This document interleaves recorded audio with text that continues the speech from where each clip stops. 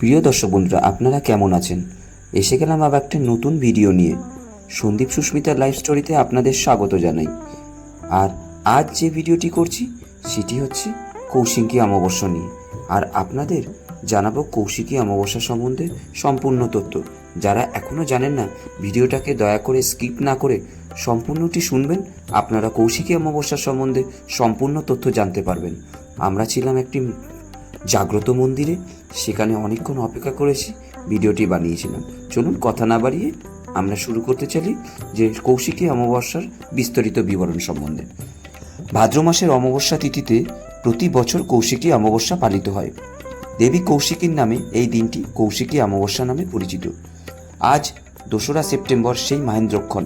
সারা বছরে অন্য সব অমাবস্যার থেকে কৌশিকী অমাবস্যা বিশেষ গুরুত্বপূর্ণ। বিশেষ করে তন্ত্র সাধকদের কাছে কৌশিকী অমাবস্যার মাহাত্ম্য অপরিসীম। তন্ত্র ও শাস্ত্র মতে ভাদ্র মাসের এই তিথিতে সাধনা করলে সুফল পাওয়া যায়। কথিত রয়েছে, আজকের দিনে এক বিশেষ মুহূর্তে স্বর্গ ও নরক দুইয়ের দরজা মুহূর্তের জন্য খুলে যায়। যারা সিদ্ধি লাভ করতে চান তাদের জন্য আজকের দিনটি ভীষণ গুরুত্বপূর্ণ। শাস্ত্রমতে মনে করা হয়, এই দিনে আদ্যাশক্তি মহামায়ার আরাধনা করলে দেবীর অশেষ কৃপা লাভ করা যায়। কৌশিকী অমাবস্যায় তারাপীঠে সাধক বামাখ্যাপা সিদ্ধি লাভ করেছিলেন। সেই কারণে এই তিথিতে তারাপীঠে সারা রাত দেবী তারার বিশেষ পুজো করা হয়। আজ সোমবার ভোর 5টা 5 মিনিটে অমাবস্যা পড়েছে। আগামীকাল ভোর 6টা 29 মিনিটে ছেড়ে যাবে অমাবস্যা। প্রতি বছর তারাপীঠে কৌশিকী অমাবস্যায় প্রচুর ভক্তের সমাগম হয়। কথিত রয়েছে, দেবীর কৃপায় এই শুভ দিনে সকল মনস্কামনা পূর্ণ হয়। কিন্তু ভাদ্র মাসের অমাবস্যা তিথিতে কেন কৌশিকী অমাবস্যা বলা হয় জানেন? কে এই দেবী কৌশিকী? শাস্ত্র অনুযায়ী আজকের তিথিতে দেবী কৌশিকী শুম্ভ ও নিশুম্ভ নামে 2 অসুরকে বধ করেছিলেন।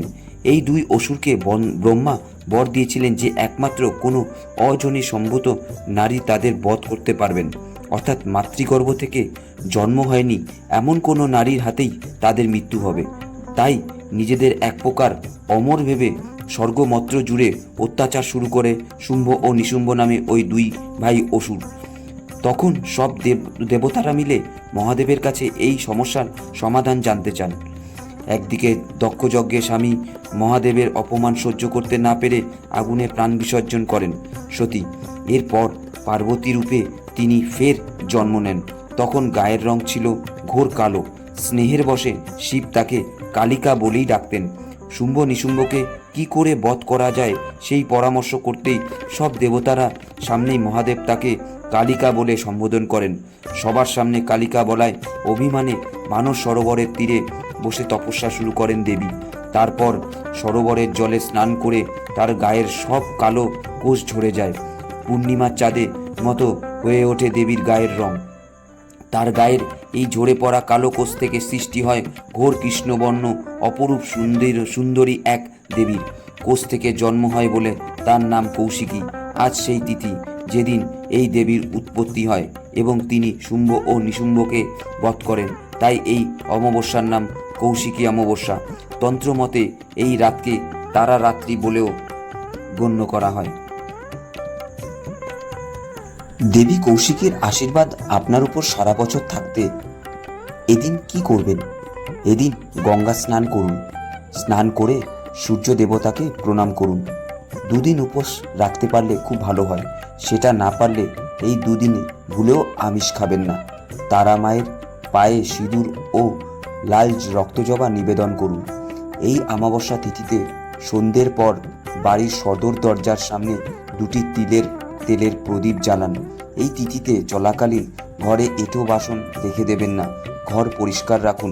দরিদ্র মানুষকে সামর্থ্য মতো কিছু দান করুন। জ্যোতিষ মতে কৌশিকী অমাবস্যা চলাকালীন এই কাজগুলি করলেই প্রসন্ন হবেন দেবী কৌশিকী। কথিত রয়েছে, এই তিথিতে উপবাস রেখে দেবীর পুজো করলে মনস্বাসনা পূর্ণ হয়।